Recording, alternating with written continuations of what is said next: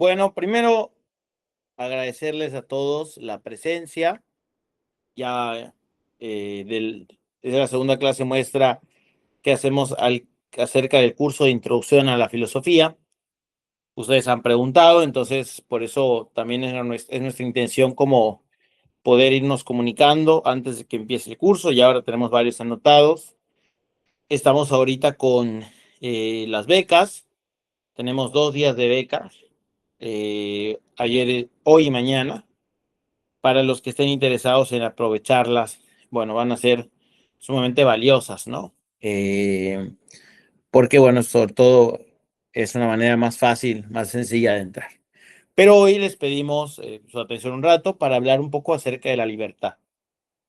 Esta clase va a quedar grabada, como venimos haciendo con todas las demás, y ya la estaremos cargando al, a nuestro, sí,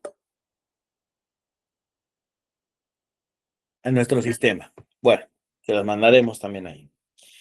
Hablar de la libertad es hablar de un tema controversial porque ser libre implica para el hombre muchas cosas. Somos libres de facto, ¿no? Vaya que lo somos. Pero implica el asumir esta libertad muchas responsabilidades que quizá no todos los hombres quieren asumir, no todas las personas quieren asumir. Y ahí es justamente donde nacen o de donde parten muchas negaciones de la libertad en sí. Primero, hablemos un poco acerca del fenómeno de la libertad. ¿Sí? ¿Qué podemos ver nosotros acerca de la libertad? ¿Qué significa ser libre? ¿No? Esto es muy importante. ¿Qué significa ser libre? Por un lado, ser libre significa que el dominio de los actos que ejecuto es propio. Y, por consecuencia, que las responsabilidades, es decir, la respuesta que hay que dar acerca de esos actos y de los efectos de esos actos, también es propia. Entonces, por partida doble, soy dueño de los actos y soy dueño de la responsabilidad emanada de esos actos. Si nosotros observamos, por ejemplo, los sistemas legales, nos vamos a dar cuenta de que tienen como presupuesto irrenunciable la libertad humana.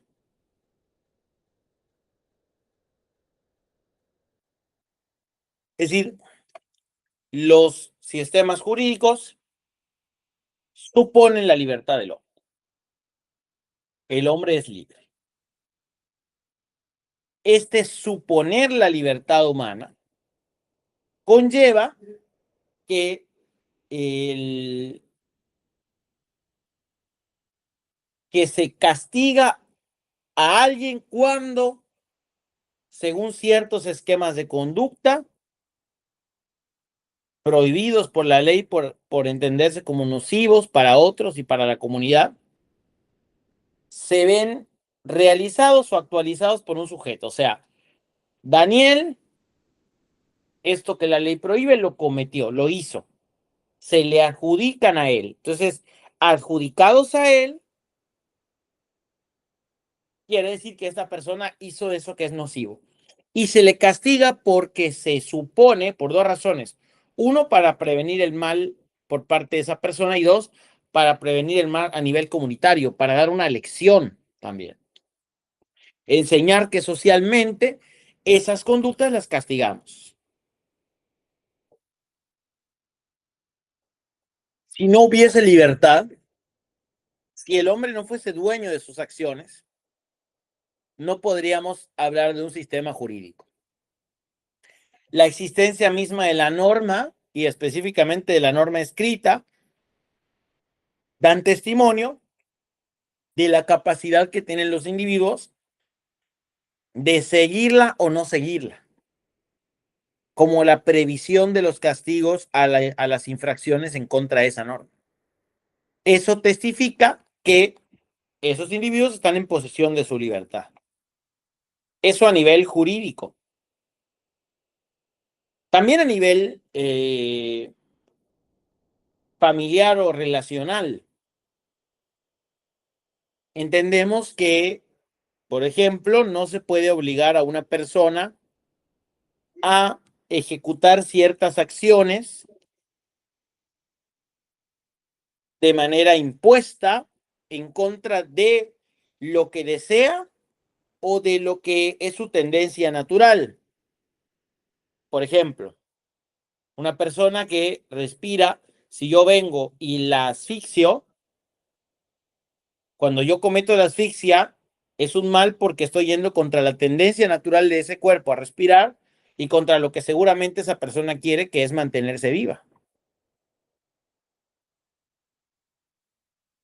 ¿Me explico? O sea, eh, es violencia. Entonces, a nivel relacional, nosotros reconocemos que ser violentos es romper la libertad del otro y que hay que poder respetar la libertad del otro. Nuestros sistemas de convivencia se basan en eso. Y si analizamos ya con más profundidad, por ejemplo, el tema de la propiedad privada, nos daremos cuenta también de que la propiedad privada es una ampliación de la libertad individual. O sea, como el individuo tiene libertad individual, tiene acceso a la libertad, a la propiedad privada. La propiedad privada manifiesta esa individualidad, esa singularidad de ese individuo. Y por eso puede usarla él a su gusto o a su usufructo, en el entendido de que él es libre. Ahora, eso no es radical. O sea, no es absoluta como no es absoluta la libertad. Si en algún momento hay la necesidad de alguna manera aplacar la libertad de las personas o de someter la libertad de las personas porque el bien común así lo pide, se hace. Ahí está la clave. Lo mismo la propiedad privada, no es absoluta. Si en algún momento, por razones de bien común, evidentemente bien fundamentadas, hay la necesidad de formular una ley que someta la libertad de las personas, se hace. Se hace porque es necesario hacerlo por el bien común lo pide.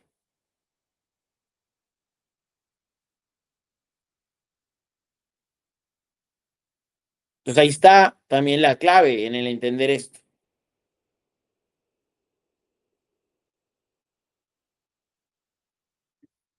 Es decir, la estructura del castigo a nivel jurídico, la estructura relacional y la estructura incluso de la economía en la propiedad privada, la posesión de los bienes, muestra la libertad individual. Bueno, entre cantidad de cosas, ¿no? Entonces la libertad, como desde la fenomenología, es innegable. Somos libres. Nuestra sociedad se asienta en el supuesto de nuestra libertad. Está ahí en el supuesto de la libertad. Ahora, hay distintas posturas que se han tomado respecto de la libertad. Evidentemente, y lo voy a explicar rápidamente, algunas para su negación y otras para su afirmación absoluta. Para su negación podríamos, por ejemplo, nosotros afirmar la existencia, o sea, podríamos afirmar, por ejemplo, el materialismo. Voy por ejemplo, ¿no? En el materialismo histórico de Marx, por lo menos en la llamada interpretación más ortodoxa, los sujetos somos parte de una única materia que se va desenvolviendo a lo largo de la historia por medio de la lucha de los contrarios. Y así va poco a poco, no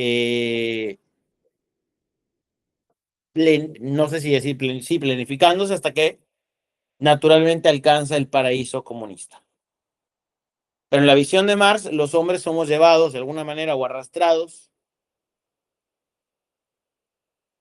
por el movimiento mismo irrefrenable de la materia. Entonces, ¿es un determinismo lo de Marx? Claro, es un determinismo. Hay que estudiarlo más a profundidad, no, yo no me voy a meter en eso ahorita. También Spinoza, ¿no? Spinoza está muy de moda hoy. Tiene una postura semejante, solo que y habla él de una única sustancia, que todos somos parte de una única sustancia, que se desenvuelve en dos ámbitos, el de la materia y el del espíritu. Pero no existe la libertad singular, existe la libertad del concreto, perdón, del absoluto, de ese ser que es Dios, que se produce a sí mismo o que se despliega a sí mismo en la historia. Pensar que yo tengo libertad individual es una ilusión. Y lo mismo Hegel, casi semejante, solo que no explicándolo con dos modos, sino de una manera lineal, en una evolución de lo más material hacia lo más espiritual. Siempre son negaciones. La negación de la libertad en gran medida se apoya en la negación de la existencia de sustancias distintas. Siempre los monismos, o sea, siempre las afirmaciones de que a nivel cósmico existe una única sustancia y todos somos parte de esa única sustancia, siempre esas afirmaciones conducen, sí o sí, innegablemente, a la negación de la libertad, por lo menos como su conclusión. Conclusión que habrá que ir desentrañando, pero que es conclusión al fin.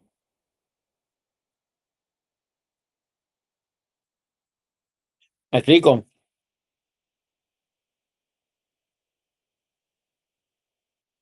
Es decir, lo que hay que comprender es que cuando yo niego la existencia de muchas sustancias y afirmo la de afirmo la de una sola, sea como lo hace Spinoza, como lo hace Hegel, o como lo hacen los que dicen que somos todos parte de la Pachamama, niego la libertad. Otra manera es cuando yo coloco la idea, o sea, cuando yo, perdón, pienso que todo lo que el hombre hace, dice, y eso es más contemporáneo, más de hoy, hace, dice o piensa, proviene de una construcción social. Esa es otra manera de negar la libertad humana.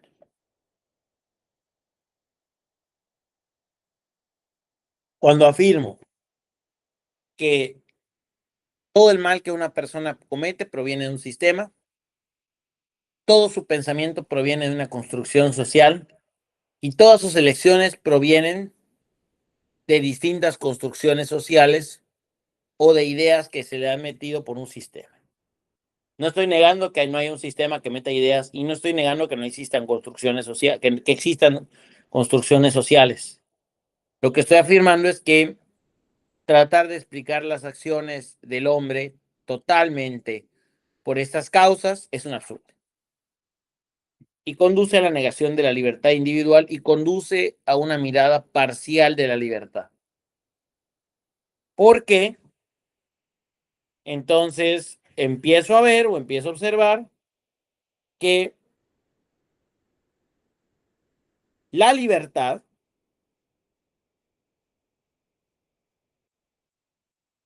está totalmente sometida a factores externos. Y entonces por eso hay muchos que, por ejemplo, hablan porque es el resultado natural, si no hay libertad, si todo lo hace un sistema, una construcción social o Dios o lo quien sea, si niego la libertad individual, pues ya de ahí se va a seguir naturalmente que yo también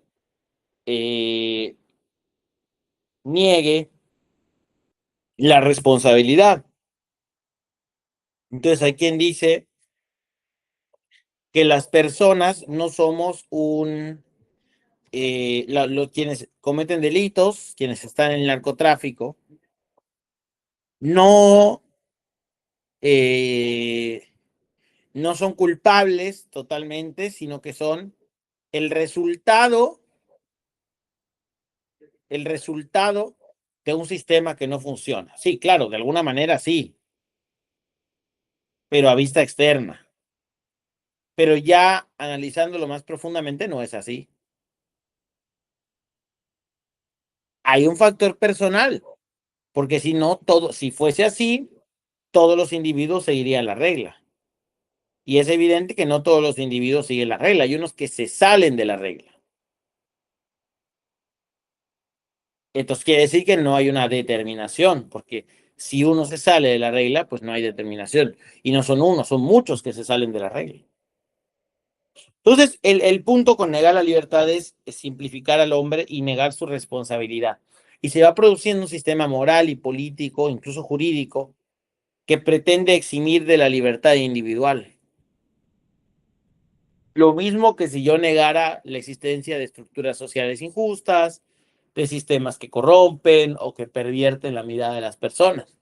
Bueno, echaría toda la culpa a los individuos cuando no, también hay una cuestión sistemática. Otra parte es la de la afirmación de la libertad, pero por exceso.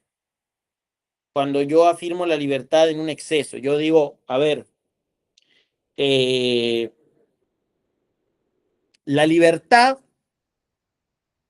del individuo no tiene límites, no admite limitaciones.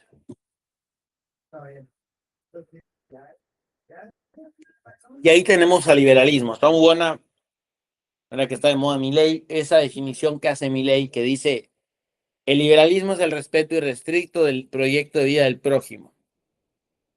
O sea, es que cada individuo, eso es el liberalismo, que cada individuo en su libertad personal se desarrolle tanto cuanto pueda, siempre que no entre en interferencia con otros sujetos.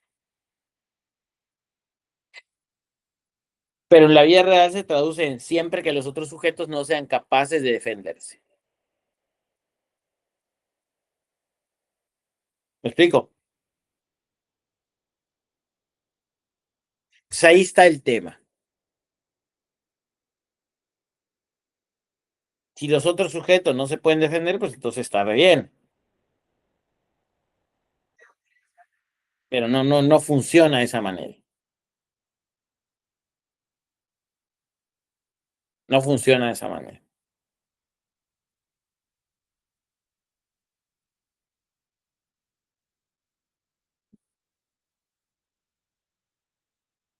Porque eso es muy simple. Pero además, entonces lleva a que si la libertad del hombre no tiene límites, todo es libertad. Un poco eso es el existencialismo de Sartre y es también como el existencialismo que está detrás de lo que hoy conocemos como todas estas ideologías de la autopercepción. Si yo me autopercibo hombre, si me autopercibo mujer, soy mujer. Si me autopercibo un perro, soy un perro, porque hay hombres perros. Y más allá de hacer un juicio moral sobre esto, si bien o mal, me interesa analizar el fenómeno. O sea, no, una cuestión de moral, es una cuestión objetiva. A ver, aquí, bueno, la moral también es objetiva, pero me refiero, yo no voy a entrar en eso. A mí lo que me interesa observar es cómo, cómo se da esto, qué es lo que se afirma ahí. Cuando yo digo, si yo me autopercibo perro, soy un perro, ¿qué es lo que estoy afirmando? Bueno, estoy afirmando en gran medida que eh, mi libertad está por encima del ser. O sea que el ser concreto, individual, fuera de mí, o sea, incluso mi propio cuerpo, las cosas que están fuera de mí, están totalmente sometidas a mi libertad. Ahí está la cuestión.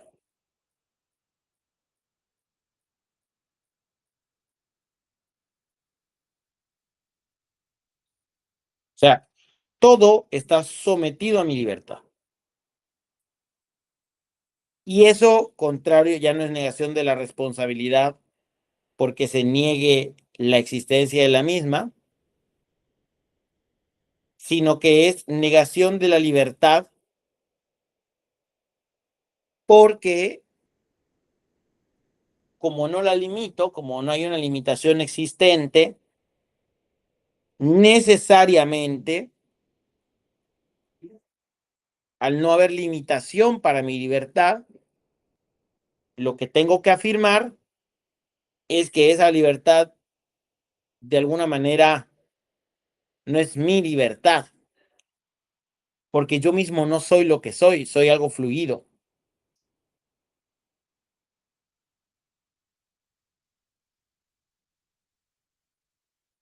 Entonces, ese ser fluido, de alguna manera, viene a dar al traste con mi libertad, porque no es mía y sobre todo porque es una libertad siempre abierta, es lo que dice Kierkegaard, ¿no?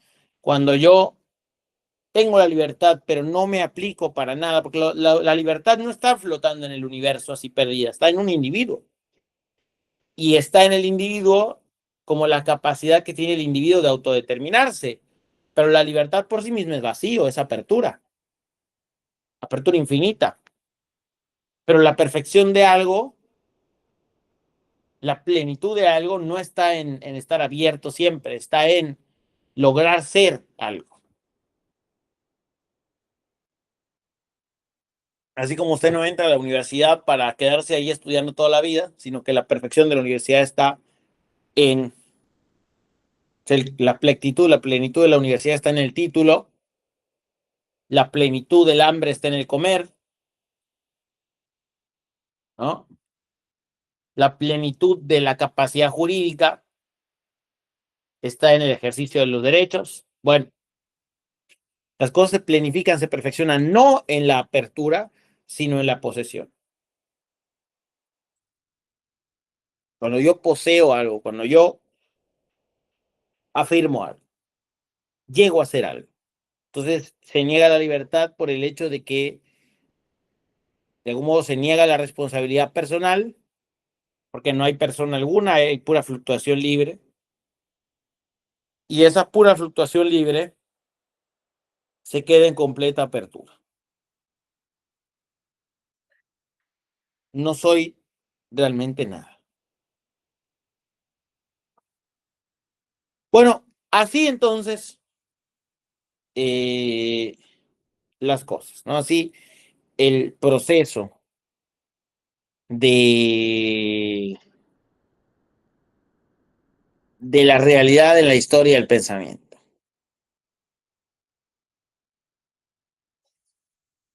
Y eso nos ayuda a nosotros a entender por qué la libertad se ve hoy como se ve. Porque hoy sobre todo, el trasfondo del tema de la libertad es que la libertad se identifica con el ser. O sea, se ve la libertad como puro ser. Libertad y ser coinciden, libertad y ser son lo mismo.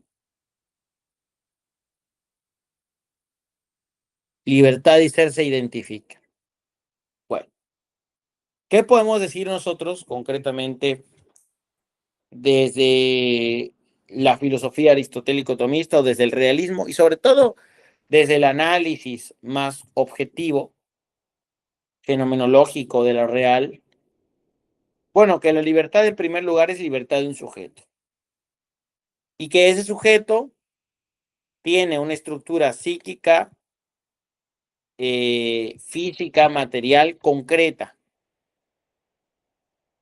y que esa estructura física, material, concreta, que es lo que el individuo es, aunque no es todo, es una parte demasiado importante e imprescindible de mencionar. O sea, somos algo concreto, no como diría Sartre, no hay ser humano, no hay una esencia, no. Sí, somos algo, pero no, y eso es lo que vemos en la vida de las personas y en la realidad, no somos únicamente lo que somos de nacimiento, sino que eso que somos de nacimiento se va concretando en lo que vamos llegando a ser. Entonces no soy únicamente lo que soy, sino que voy llegando a ser. Me voy realizando.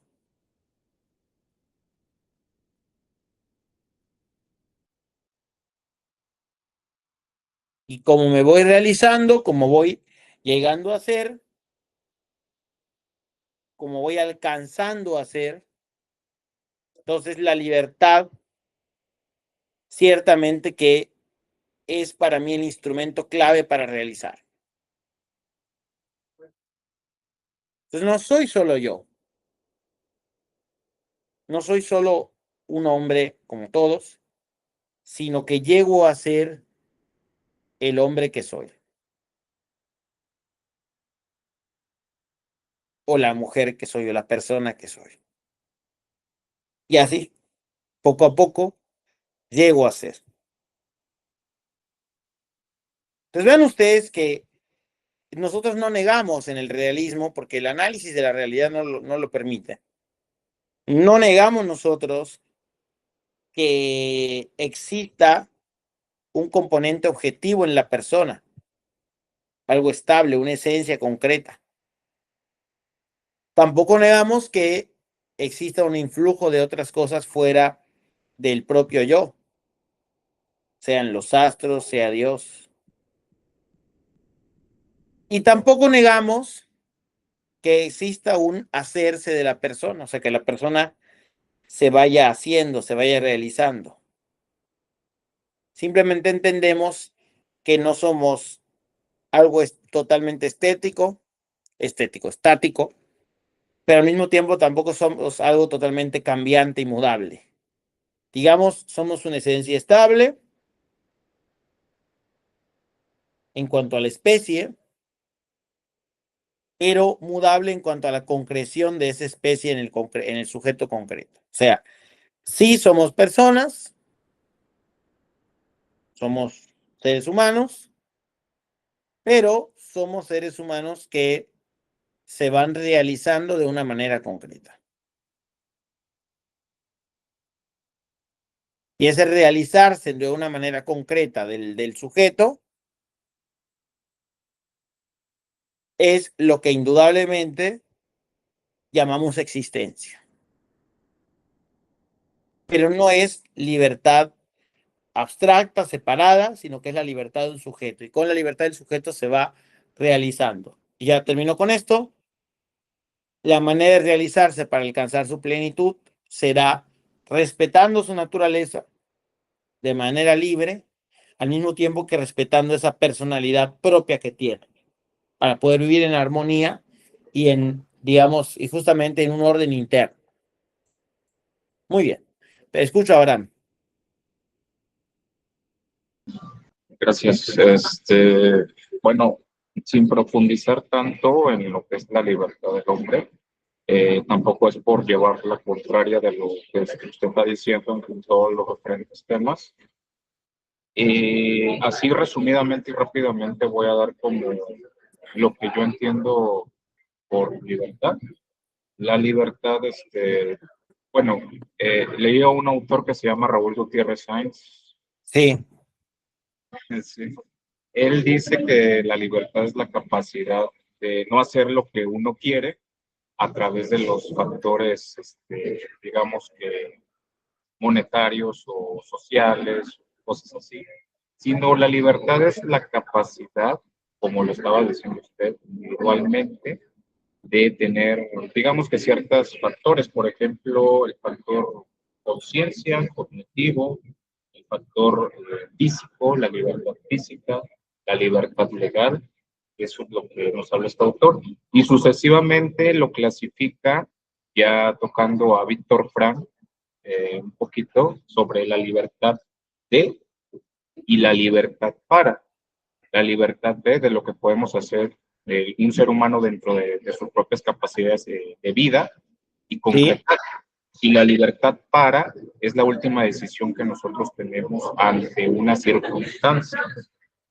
Y de hecho hay otros tipos de libertad. Ya políticamente, la libertad heterónoma y la libertad autónoma. La libertad heterónoma de capaz de que otra persona te guíe a través de, pues digamos, propositivas cosas, y la libertad autónoma capaz de decidir, volviendo otra vez, regresando a lo que dice Víctor Frank, es básicamente la capacidad individual. Y pues tocando otros autores, como dije resumidamente, hay dos autores, uno que niega la libertad y otro que la afirma. Un poquito tocando lo que acabas de decir tú, el determinismo. Esto lo dice Skinner, Rufus Skinner, conductista, psicólogo conductista, lo cual comenta que el ser humano tiene libertad, pero desafortunadamente hay mucho determinismo fuera social, determinismo político, cosas que invaden al ser humano individual, capaz de elegir libremente, heterónomo, a ser un autónomo. Y Sigmund Freud dice que pues no somos libres, ya de manera interna, estamos sometidos a ciertos impulsos, ciertas cosas inconscientes, como irracionales, que nos llevan a no poder tomar esas decisiones racionalmente. Ese sería como, pues el análisis, es como un análisis unificado, básicamente. Lo que yo entiendo a manera de lo que me dijo este autor, Raúl Gutiérrez Sáenz. ¿Y qué entiendes tú? Pues sí, que realmente el ser humano entre sí y entre no tiene libertad. Yo me guío siempre de estos dos conceptos, autónomo y heterónomo. Es un ir y venir, un sí y un no. Estamos rodeados de cosas, ¿no? Entonces eso nos quita la libertad de cierta manera. Bueno, racionalmente, gracias, sabemos que es imposible que algo sea y no sea al mismo tiempo bajo el mismo respecto. Es decir, es imposible que el hombre sea y no sea libre al mismo tiempo, respecto de lo mismo. Por eso es muy bueno eso que hace las distinciones. Propiamente hablando, la libertad política, la libertad de pensamiento, la libertad económica, la libertad relacional y cualquier otra cosa en la cual el hombre puede emerger como un singular o distinguirse como un singular a nivel externo son, digámoslo así, efectos de la presencia de esa libertad personal en el mundo. No son libertad como facultad, son libertad como ejercicio de la facultad libre en los distintos ámbitos en los que el sujeto se relaciona.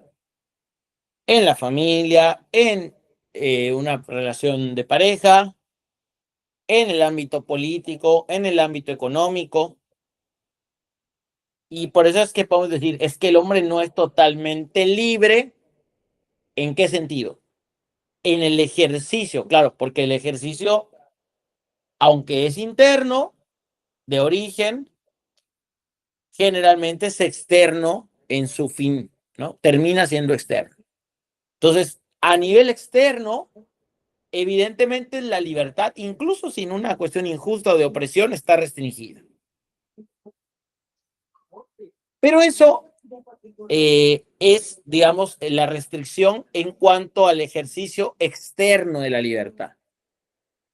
Y es evidente que eso no depende del sujeto, sino que depende justamente de que el sujeto está en el mundo. Y por eso esa es la confusión. Quien reduce la libertad a la libertad económica, o sea, quien reduce la libertad a libertad como ejercicio externo, va a tener que negar la libertad. Por eso lo que tú dices, ¿no? Por eso estás con esa conclusión, como que sí, como que no, claro, porque si yo reduzco, no digo que tú lo estés haciendo, pero si yo reduzco, que es lo que generalmente toda la gente hace, la libertad del ejercicio puramente externo, tengo que negar la libertad. Porque evidentemente hay un montón de factores que hacen que yo no sea libre. En ese sentido. Bueno, pero eso es la libertad en cuanto a su ejercicio puramente externo. Y en ese sentido hay limitaciones, restricciones, coacciones. Pero el ámbito fenomenológico, específicamente el ámbito de la psicología del acto humano, nos devela que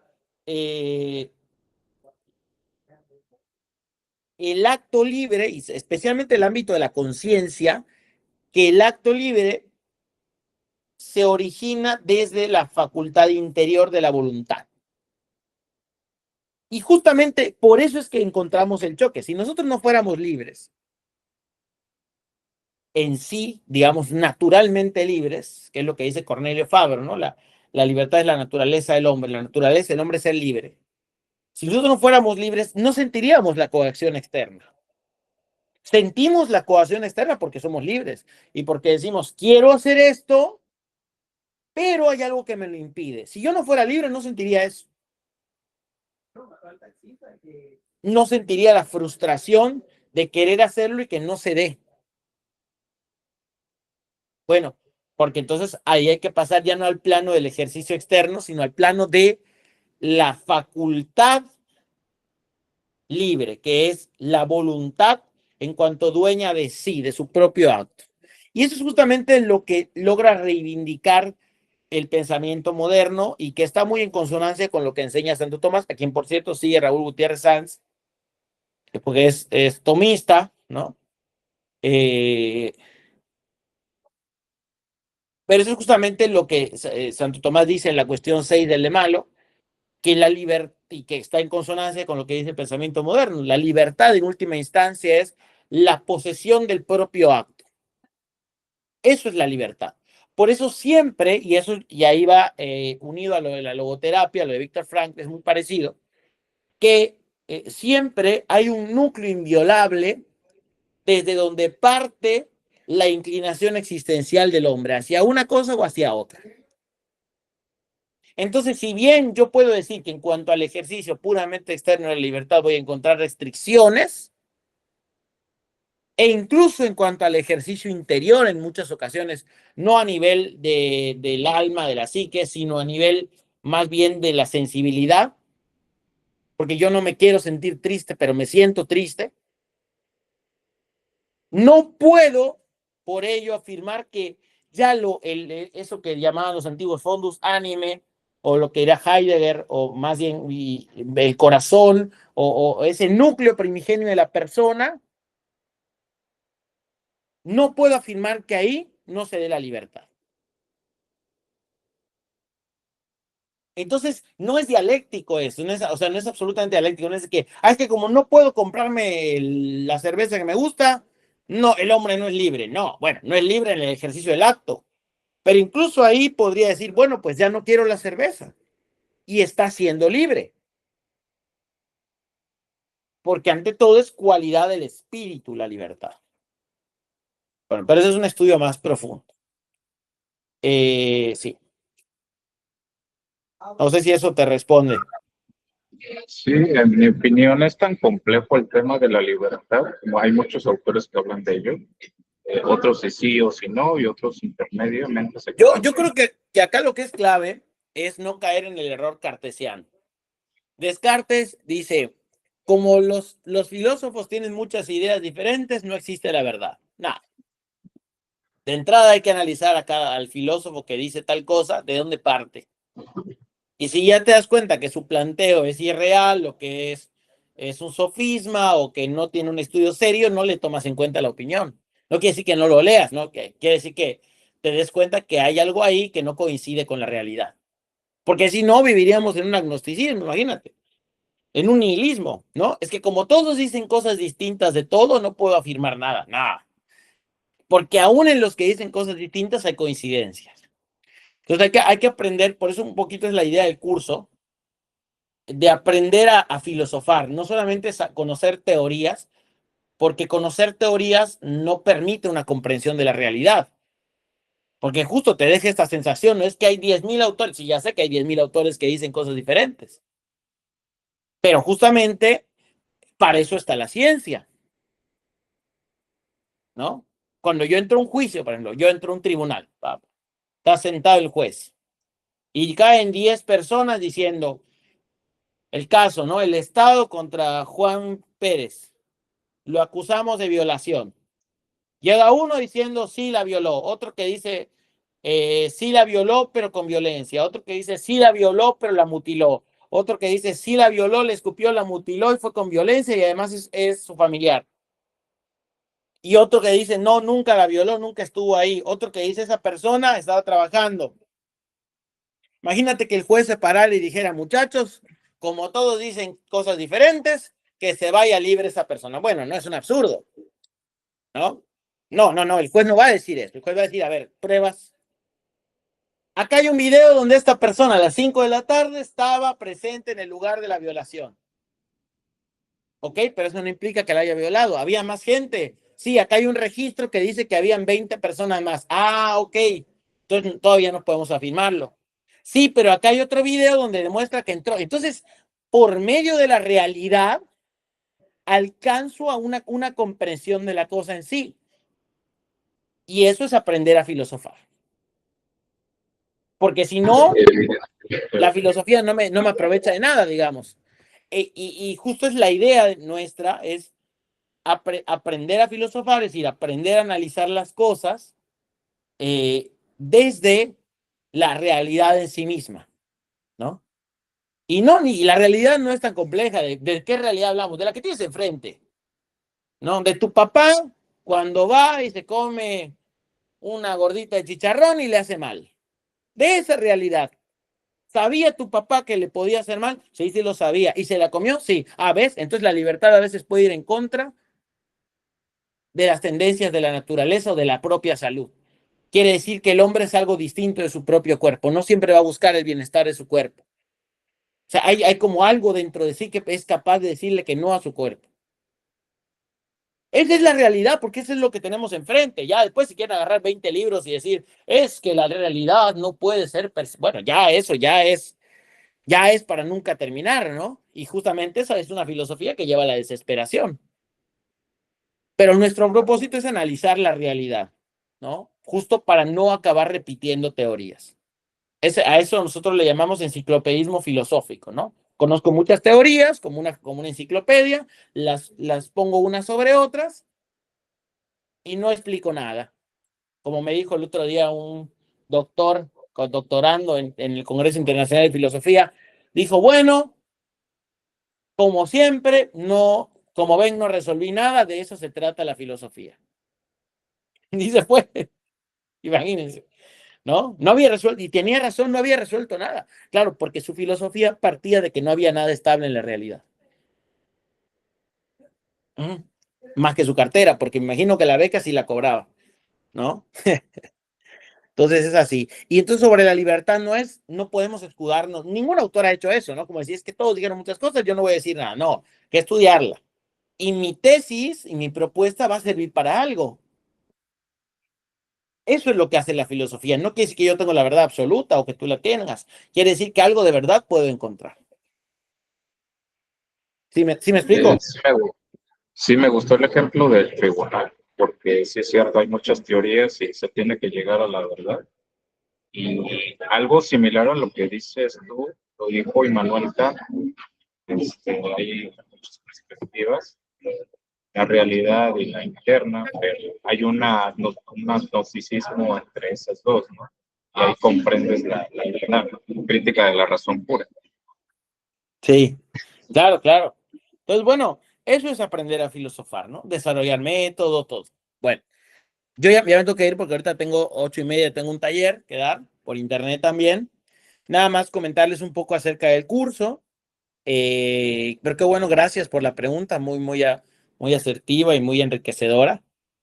Eh, eso se ve un poco, el tema de la libertad sale varias veces durante el curso. Es un curso de 25 clases. Yo creo que todos ya tienen acceso al programa, se los he mandado. Si alguno no lo tiene, me puede escribir. Y ahora estamos ofreciendo el sistema de becas, o sea, quiere decir que el precio es un taller que se puede pagar por semana, ¿no? 400 pesos semanales y todo, tenemos todas las facilidades de pago, eso ustedes ya lo habrán visto, pero ahora tenemos en promoción para hoy y mañana que el curso de 5,000 pesos queda en 3,132, pagando de contado, por transferencia o con tarjeta.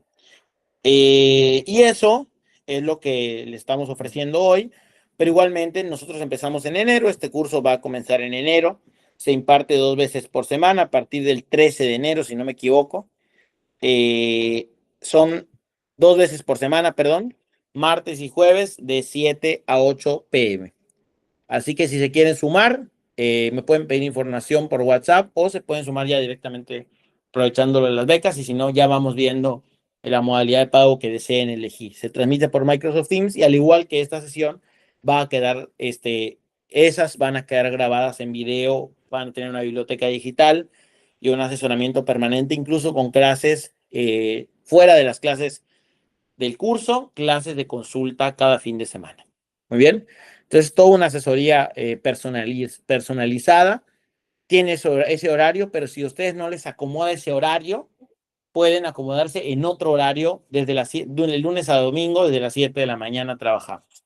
Solamente que esos son los horarios grupales, ¿no? Que sirve mucho tener horarios grupales. Así que bueno, no sé si hay alguna pregunta. Gracias. Bueno, les agradezco a todos y que tengan muy buenas noches. Muchísimas gracias. Muchas gracias. Buenas noches a todos. Nos vemos.